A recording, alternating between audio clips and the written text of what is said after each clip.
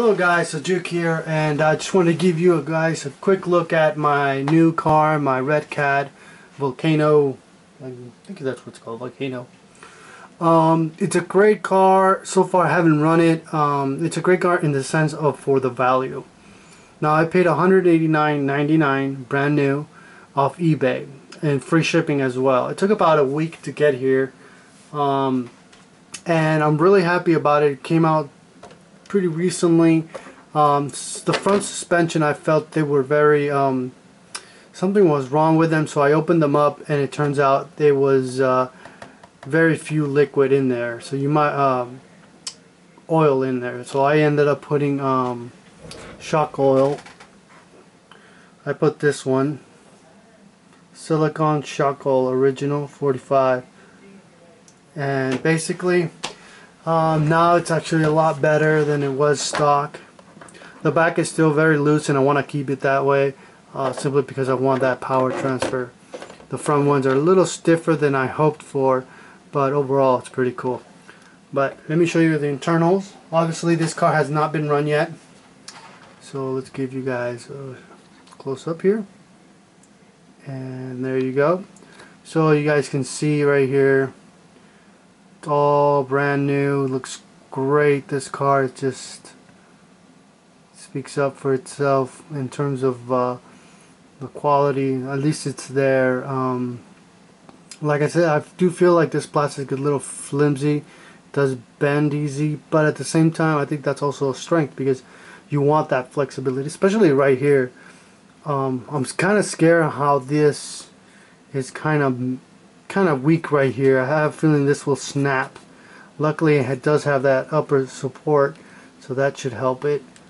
The engine is an 18 SS according to the manual. The one thing I do hate about this buggy, and I mean this trucky, this short course, is if you look right here, it's got that covering for the gears. Now the problem with this design is it's a 2-speeder and everything is in here and it's very complex to get in there.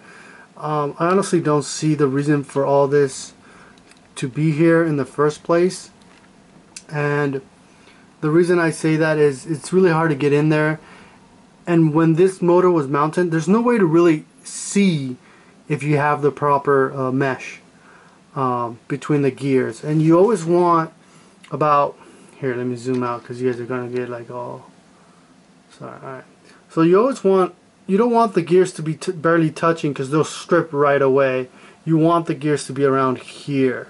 Obviously if you go all the way like this is a big no-no, but here is the ideal, so when they mesh they don't break them apart.